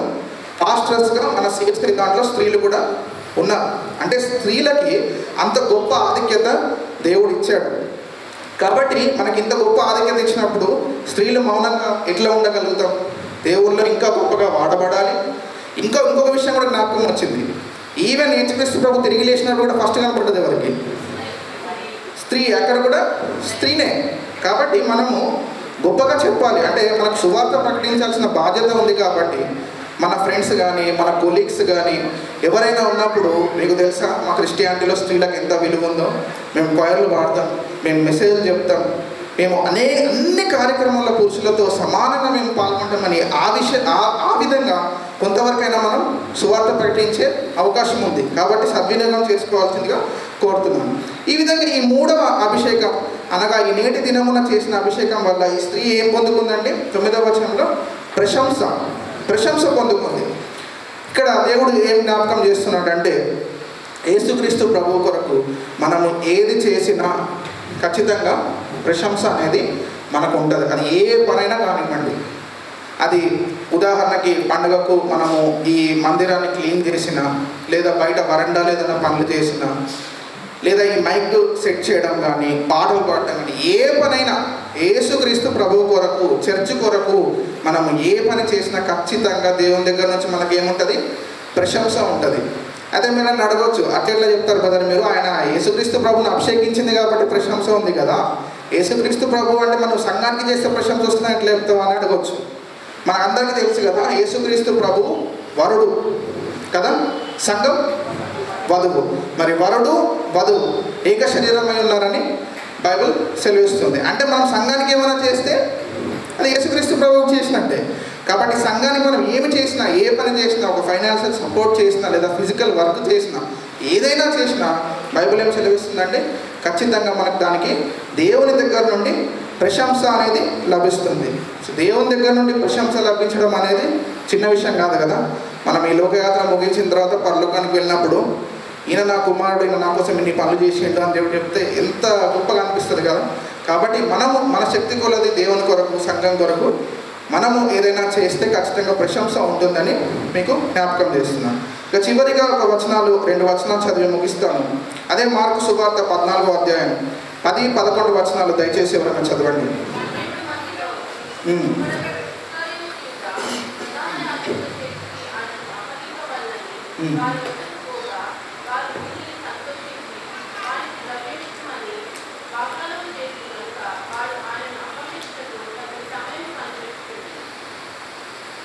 చాలండి. ఇక్కడ ఒక విషయం నేను జ్ఞాపకం చేస్తా అంటే ఏంటంటే, ఈ అభిషేకం జరిగిన తర్వాత ఇస్కరియోతు యూదా అనగా యేసుక్రీస్తు ప్రభు 12 మంది శిష్యుల్లో ఒకటైన ఇస్కరియోతు యూదా పూర్తిగా చెడిపోవడం గమనిస్తున్నాం. పూర్తిగా 100% పతనావస్థకు వచ్చేసిండు. క్రమక్రమంగా దురాశ ఎక్కువైపోయింది. 6 days బిఫోర్ చూసిండు.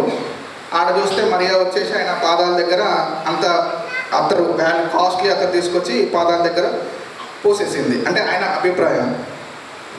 వాయిస్ రేజ్ చేసిండు, ఏంది ఇంత వేస్ట్ చేస్తుంది ఏంది అంటే, యేసుక్రీస్తు ప్రభు ఏమన్నాడు, మూసుకో అన్నాడు. సింపుల్గా చెప్పాలంటే మూసుకో అన్నాడు. సరే ఊరుకున్నాడు. మళ్ళీ దాని తర్వాత 4 రోజులైన తర్వాత మళ్ళీ ఇంకొక స్త్రీ వచ్చి మళ్ళీ ఏం చేసింది, ఈసారి మళ్ళీ ఇంచుమించు అంతే కాస్ట్లీ అత్తరు తీసుకొచ్చి తల మీద పోసింది. పోసిన తర్వాత అక్కడ కూడా ఏమన్నాడు, ఈమె నా కొరకు మంచి కార్యం చేసింది అని ప్రశంసించండి. డిసైడ్ అయిపోయింది. ఇక ఏమనంటే ఇది కానిపోని పనిగా నాకేం లాభం లేదుగా యేసుక్రీస్తు ప్రభుత్వం. ఇప్పటిదాకా ట్రెజరర్గా ఉన్నా, ఏదో కొద్ది దొంగిలించుకుంటూ వచ్చిన. ఇప్పుడు ఏమో అన్నీ వేస్ట్ చేస్తుండే యేసుక్రీస్తు. ఈయన నుండి నాకేమీ దొరకదు, జీసస్ నుండి నాకేమీ దొరకదు, ఇక నా కార్యం నేను చూసుకుంటా అని చెప్పి డిసైడ్. వెంటనే ఈ అభిషేకం జరిగింది 9వ వచనం వరకు జరుగుతున్న సబ్జెక్టు. 10-11 వచనాలు చూస్తే వెంటనే టర్న్ అయిపోయాడు కదా. వెంటనే టర్న్ అయిపోయి ఏమని డిసైడ్ అయిపోయాడు, ఇక నాకు దొరకదు డబ్బు, నేను పోయి నేను అప్పగిస్తే ఇంత కొంత డబ్బు జరుగుతుందని డిసైడ్ అయిపోయాడు.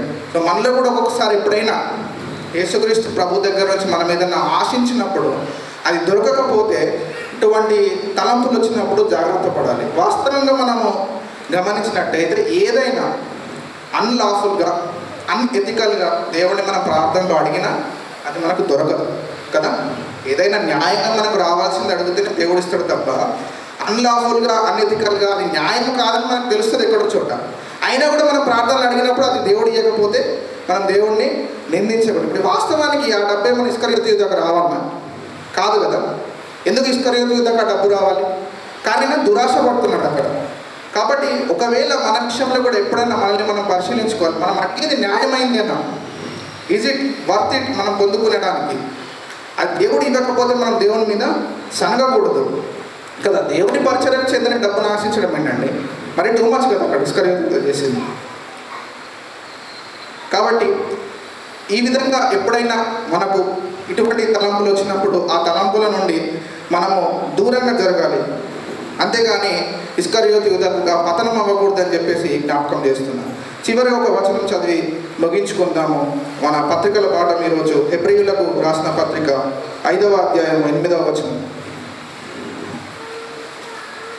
హెబ్రీయులకు రాసిన పత్రిక 5వ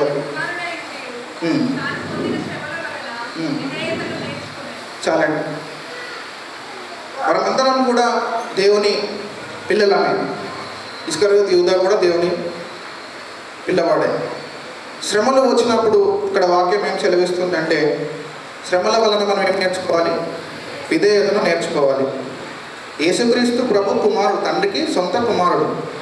కుమారుడై ఉన్నప్పటికీ కూడా యేసుక్రీస్తు ప్రభుకి ఎన్నో శ్రమలు వచ్చినాయి కదండి.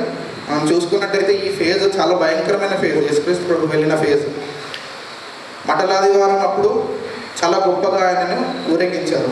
కానీ ఆయనకు తెలుసు ఇంకో 5 daysలో ఏం జరగబోతుందో యేసుక్రీస్తు ప్రభువుకి తెలుసు. అది ఎంత భయంకరమైన వేదన కదా. ఒక్కొక్క రోజు దగ్గరకు వస్తుందండి, ఆ డే వస్తుంది, ఇంత టెన్షన్, ఇంత మనోవేదన ఉంటుందండి.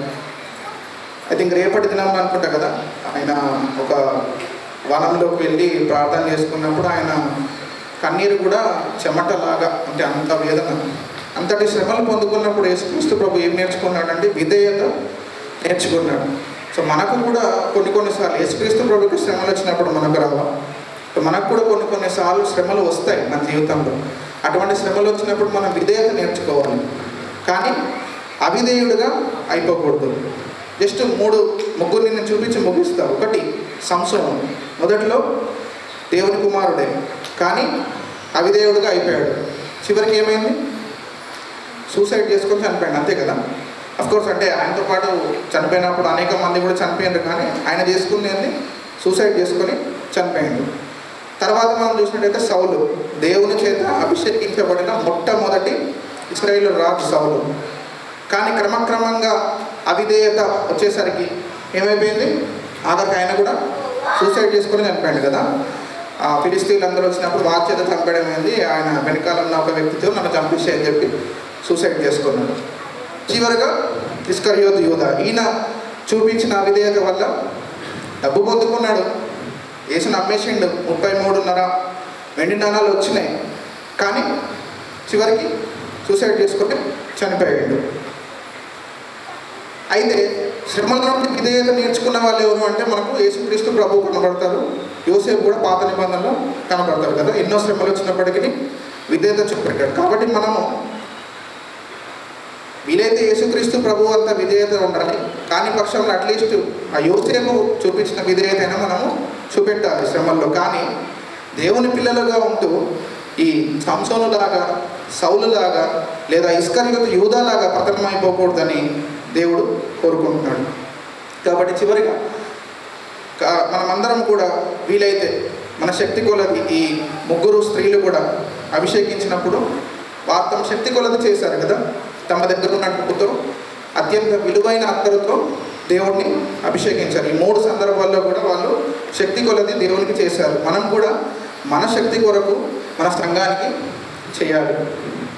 విధేయత చూపేవారుగా ఉండాలి, కానీ పతనమైపోయే ఇస్కరియోతు యూదాలాగా ఉండకూడదు అని చెప్పి దేవుడు ఆశిస్తున్నాడు. అటు ఈ గొప్ప భాగ్యం దేవుడు ఇక్కడ ఉన్న మనందరికీ కూడా అనుగ్రహించును గాక. ఆమేన్.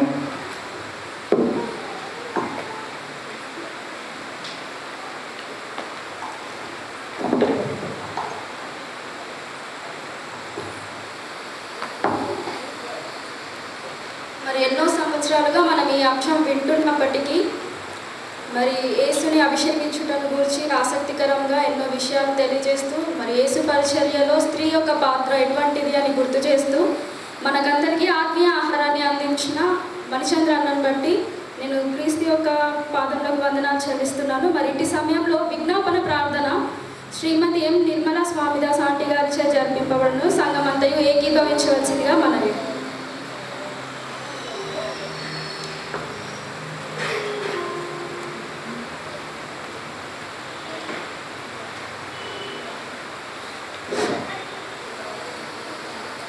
ప్రార్థించుకుందాము.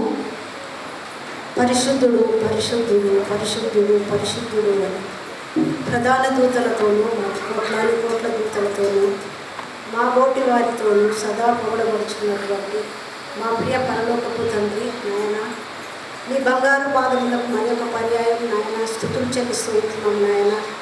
మరి నాయన మా రక్షక, నువ్వు మాకు మరి ఈ యొక్క దినాన్ని మాకు అనుగ్రహించి తండ్రి, మా మత్తయ్య గ్రూపును నువ్వు ఉత్తేజపరచి తండ్రి, మరి ఒక చిన్న మందగా చేరుటకు మరి నాయన మా మొరలను అంగీకరించినందుకు నీకు వెలలేని స్థుతులు చెల్లిస్తూ ఉంటున్నాము నాయన. మరి ఉదయం నుంచి ప్రభా మమ్మల్ని క్షేమంగా కాచి కాపాడినావు తండ్రి.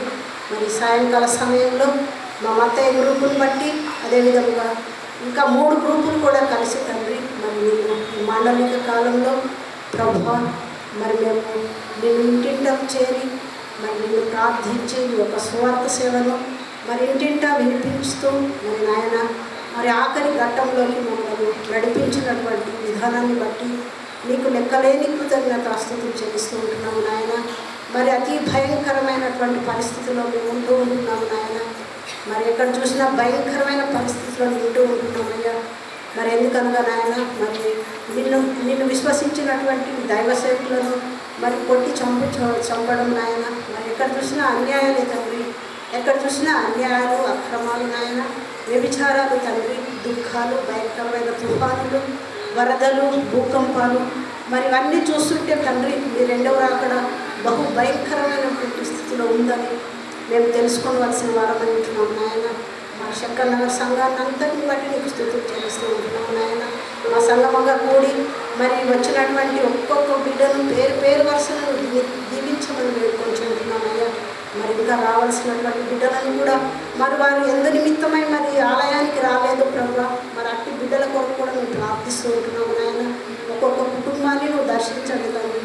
నీకు నీ యొక్క గాయపడ్డ హస్తంతో మరి ఏ గృహంలో ఎవరు ఏ అనారోగ్యంతో, దుఃఖంతో, వేదనతో, మరి ఆయాసాలతో బాధపడుచున్నారో మరి నీ అదృశ్య హస్తాన్ని చాపి తండ్రి మరి నువ్వే వారిని మరి నాయన నువ్వు ఉత్తేజపరచున్నావు వేడుకొంచుకుంటున్నావు నాయన.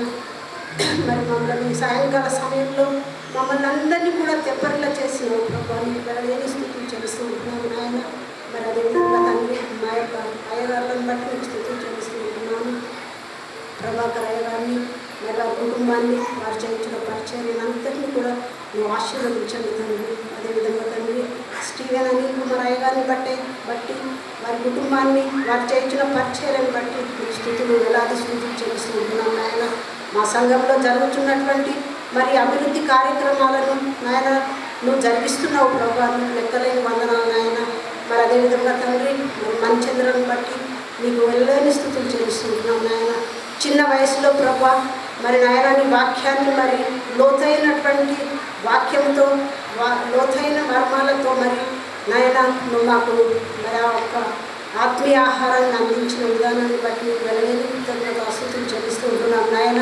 ఇక్కడ 3 స్త్రీలను కూడా మనం చూసినట్లయితే ప్రభా మరి అతి విలువ కలిగినటువంటి మరి నాయన నువ్వు సీమోను ఇంట బేతనియలో భోజనంలో కూర్చుని ఉన్నప్పుడు ప్రభా మరి ఆ యొక్క స్త్రీ మరి నాయన విలువగల అత్తరు జటమాంసి అనే మరి అత్తరు గుడ్డిని తీసుకొని వచ్చి తండ్రి మరి నాయన పగలగొట్టి ప్రభా నాయన నీ తల మీద నుంచి మరి పోసి ఉంటున్నాడు ప్రభా. మరి నాయన నువ్వు ఆ బిడ్డను మరి నాయన ఆ స్త్రీని బట్టి మరి నువ్వు ఎంతగానో మరి ప్రశంసించినట్లుగా నీ లేఖనం ద్వారా మేము చూసుకుంటున్నాం ప్రభా. నిజమే తండ్రి, మరి ఈ లోకంలో మరి మేము ఏ విధంగా ఉంటున్నామో మా యొక్క జీవితాలు ఎలా ఉంటున్నాయో ప్రభా మమ్మల్ని మేము ఒక్కసారి పరీక్షించడానికి ఉపదయించమని వేడుకొంచుకుంటున్నాం నాయన. మరి మరియా కూడా ప్రభా తను విలువగల అత్తరు గుడ్డిని తీసుకొని వచ్చి మరి వేసి పాదాల మీద వేసిన తన తల వెంట్రుకలతో మరి నాయన మరి కడిగినట్లుగా నాయన మేము చూస్తూ ఉంటున్నాం ప్రభా. నిజమే ఎంత భయంకరమైనటువంటి పరిస్థితులలో మేము ఉంటున్నామో ప్రపంచంలో మరి అలా కొల్లమైన పరిస్థితులను మేము చూసుకుంటున్నాము కదా. ఈ రెండో రాకడ బహు భయంకరమైనటువంటి స్థితిలో ఉంటున్నాము నాయన. మా ఆరాధన అంతటినీ కూడా మరి నువ్వు నడిపించావు ప్రభా. మరి నాయన మరి అరుణ పీఠాన్ని మరి ఇక్కడ నిలబెట్టుకొని ప్రభా మరి మంచిగా మరి మాకు లీడ్ చేసిన విధానాన్ని బట్టి మీకు స్థితిని చెల్లిస్తుంటున్నాం నాయన. మరి ఉచితమైతే బిడ్డకు మరి ఒక వివాహ కార్యక్రమాన్ని కూడా జరుగులాగా మీకు ఒక చూపించండి తండ్రి. ఇచ్చినటువంటి తల్లిదండ్రులను వారి తోబుట్టులను కూడా జ్ఞాపకం చేసుకున్నాను ఆయన.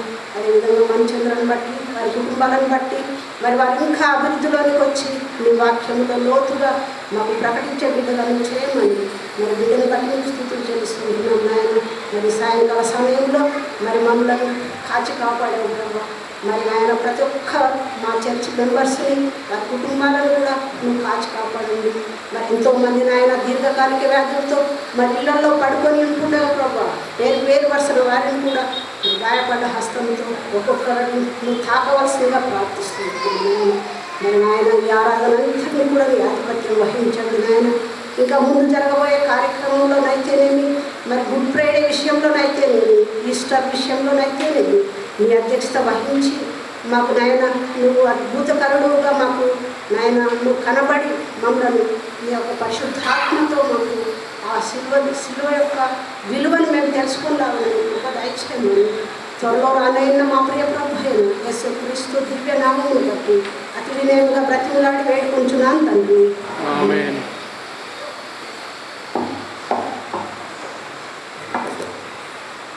మరి ఈ సమయంలో సంఘమంతయు లేచి నిలిచి ఉండగా ఆంధ్ర క్రైస్తవ కీర్తనలలో నుంచి 455వ పాట యేసు స్వామి నీకు నేను నా సమస్త మిత్తును అని పాడుకుంటూ అర్పణలు సమర్పించుకుందాము.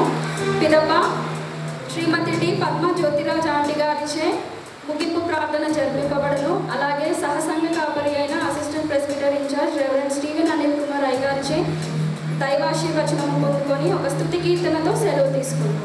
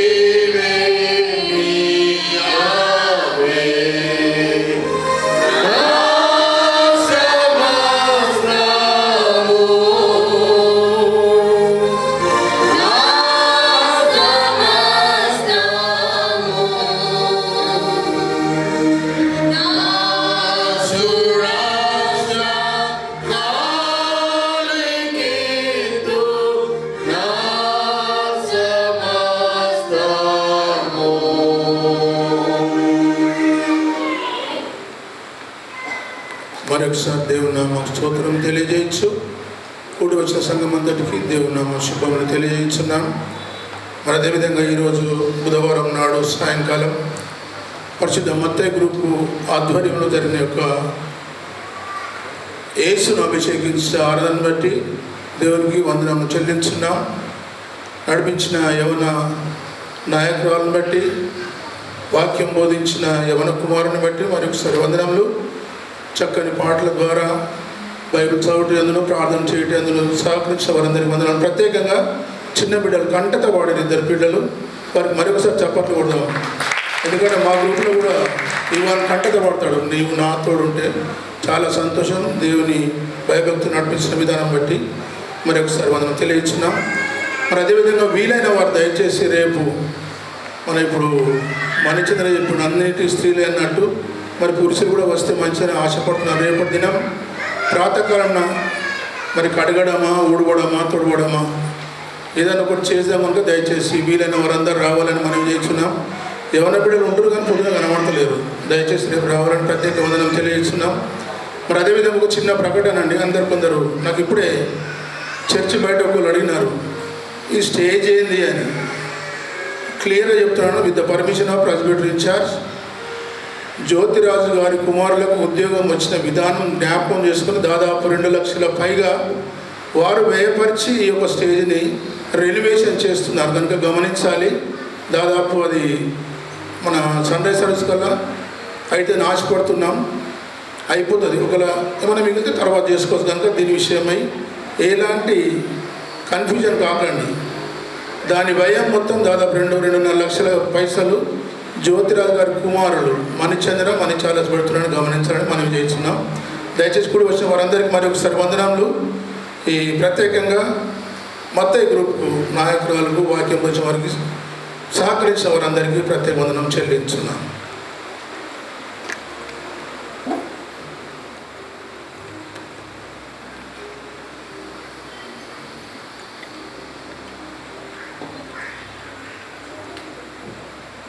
ప్రార్థించుకుందాం. ప్రభువా పరలోకపు నాయన ఇదిగో తండ్రి గడిచిన కాలం నుండి ప్రభువా అందరి మీద కలిగిన భద్రపరచు. మరి యొక్క సాయంకాల సమయంలో తండ్రి మరి మ్యాచ్ గ్రూప్ నాయన ఈ యొక్క ఆలయంలో ప్రభువా ఆరాధన జరిగించుకుంటూ మీరు ఇచ్చిన సమయాన్ని బట్టి మీకు స్తోత్రం చేస్తున్నాం తండ్రి. ఎంతోమంది ప్రభా ఈ దినాన్ని చూడలేక ప్రభా భూగర్భంలో దాచిపడి ఉంటున్నారయ్యా. వారికంటే మేము శ్రేష్టం కాము కానీ కేవలం మీ యొక్క ఉచితమైన కృప చేత ప్రభా మీరు మమ్మల్ని కాచి కాపాడుతున్న విధానం బట్టి మీకు స్తోత్రం చేస్తున్నాం తండ్రి. ఇదిగో నాయన ప్రభా చేరవచ్చిన సంఘం అంతటినీ దీవించండి, ఆశీర్వదించండి. మా సెంట్ పాల్ చర్చ్ సంఘంలో ఉన్న ప్రతి కుటుంబాన్ని జ్ఞాపకం చేసుకోమని అడుగుచుంటున్నాం తండ్రి. ఎవరెవరైతే ప్రభా ఇలాంటి మనవులతో ప్రభా మీ అలాంటి వచ్చి ఉంటున్నారో ప్రతి ఒక్కరి మనవిని ఆలకించమని అడుగుచుంటున్నాం తండ్రి. నాయన చిన్న బిడ్డను దీవించండి, పెద్దవారిని దీవించండి, యవనస్తులను దీవించండి ప్రభా. ఇదిగో నాయన ప్రభా మరి ఇంతవరకు ప్రభా మీ ఆరాధన గంభీరంగా జరిగి ఉంటుంది ప్రభా. మరి మీ మా నామమునకు ఘనత మహిమ పొంది ఉంటున్నారని మేము విశ్వసిస్తూ ఉంటున్నాం తండ్రి. మరి పాటలు పండుగలను దీవించండి, వారికి దీవించండి ప్రభా.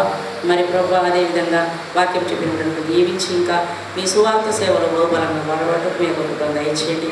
బిడ్డకి ఇచ్చిన కుటుంబాన్ని కూడా దీవించి దానమని కూడా దీవించమని అడుగుచుంటున్నాం తండ్రి.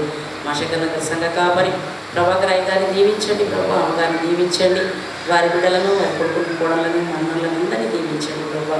అదేవిధంగా స్టీవెన్ అయ్య గారిని అమ్మగారిని కూడా దీవించండి ప్రభా. రవయ్య గారి కుటుంబాన్ని కూడా దీవించమని అడుగుచుంటున్నాం తండ్రి. మా సంఘంలో ఉన్న అనారోగ్యంతో ఉన్న ప్రతి వారిని జ్ఞాపకం చేసుకోమని అడుగుచుంటున్నాం తండ్రి. మీ పాదంలో స్తోత్రం తండ్రి. ఈ యొక్క హోలీ వీక్లో ప్రభా ఇది 3వ దినంగా నాయన మరి మేము ఆచరించుకుంటున్నాం తండ్రి. మరి రేపటి దినంలో ప్రభా మరి ఆ యొక్క మండి థర్స్డేలో ప్రభా మేమందరము రేపు ఈవినింగ్ అందరం కలుసుకున్నాయినా మరి మీకు ఘనంగా ప్రభా మిమ్మల్ని స్తుతించి మిమ్మల్ని ఆరాధించి మీ యొక్క వాక్యాన్ని వినే బిడ్డలుగా మమ్మల్ని అందరినీ పొందుపరచమని అడుగుచుంటున్నాం తండ్రి. మరి ప్రభా అదేవిధంగా మమ్మల్ని వచ్చిన ప్రతి బిడ్డను ప్రతి కుటుంబాన్ని దీవించి ఆశీర్వదించండి ప్రభా. ఈ యొక్క ఆరాధనలో నాయన మరి ఇంతవరకు ప్రభా మీరుండి మమ్మల్ని నడిపించి మరి ఇక ముందు ఆరాధనలో ప్రభా మీరుండి మమ్మల్ని నడిపించమని యేసయ్య అతి పరిశుద్ధ నామమున అడిగి వేడుకొస్తున్నాను తండ్రి. సమర్పించబడిన అర్పణల కొరకు క్లుప్త ప్రార్థన చేయదము. ప్రభువా పరిశుద్ధుడా మా పరలోకపు తండ్రి, నీ దివ్య కృప కొరకై వందనాలు చెల్లిస్తూ ఉన్నాం. జరిపించబడినటువంటి ఆరాధన అంతట్లో నీ దైవ సన్నిధిని మాకు తోడుగా ఉంచిన దేవానికి వందనాలు. మాథ్యూ గ్రూప్ ద్వారా నా తండ్రి జరిపించబడినటువంటి ఈ కూడిక అంతటిని బట్టి, మాథ్యూ గ్రూప్ సభ్యులను బట్టి, నాయకులను బట్టి, నడిపించినటువంటి నీ బిడ్డను బట్టి, వర్తమానం అందించినటువంటి నీ దాసుని బట్టి, స్తుతి గానాలు పాడిన నీ బిడ్డలను బట్టి ఈ నామమునకే స్తుతి చెల్లిస్తూ ఉంటుండగా ఇదిగో సమస్తము నీవిచ్చినటువంటి దానిలో నుండి తిరిగి కృతజ్ఞతతో నీ పరిశుద్ధ సేవకులకు సమర్పించిన ప్రతి అర్పణను మీరు అంగీకరించి దీవించమని, ఇచ్చిన ప్రతి హస్తమును ఆశీర్వదింపచేయమని, సంఘమంతటికి రావాల్సినటువంటి నీ దీవెనలు కుమ్మరించి రాత్రికాల భద్రత దయచేసి మహిమ పొందుమని యేసు ప్రభు పేరిట ప్రార్థిస్తున్నాను తండ్రి. పరలోకమందున్న మా తండ్రి, నీ నామం పరిశుద్ధపరచబడును గాక, నీ రాజ్యం వచ్చును గాక, నీ చిత్తం పరలోకమందు నెరవేరుచున్నట్లు భూమి యందును నెరవేరును గాక. మా అనుదిన ఆహారం నేడు మాకు దయచేయము. మా ఎడల అపరాధము చేసిన వారిని మేము క్షమించిన ప్రకారం మా అపరాధములను క్షమించుము. మమ్మలను శోధనలోనికి ఏకాదశి నుండి తప్పించుము. ఎందుకనగా రాజ్యము, శక్తియు, మహిమయు నిరంతరము నీవే ఉన్నవి. ఆమేన్. మన ప్రభు అయినటువంటి యేసుక్రీస్తు వారి యొక్క గొప్ప కృప, మన పరలోకపు తండ్రి అయిన దేవుని యొక్క అపారమైనటువంటి ప్రేమ, పరిశుద్ధాత్మని యొక్క నిత్య సన్నిధి, ఆయన సంరక్షణ, పరిశుద్ధ సంఘం అంతటికి ఆరాధన జరిపించినటువంటి మాథ్యూ గ్రూప్ సభ్యులందరికీ, మనకును మన కుటుంబాలకును త్రియేక దేవుని కాపుదల సదాకాలము తోడు నీడయుండి కాపాడును గాక.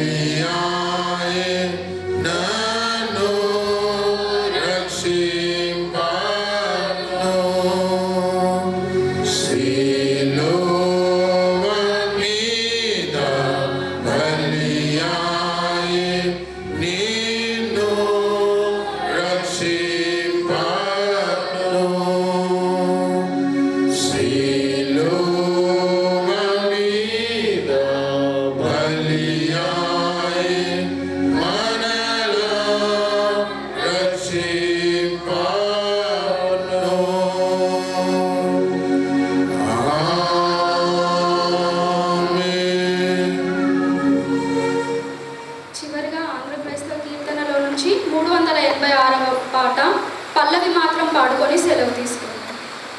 ఆశీర్వాదంబుల్ మా మీద.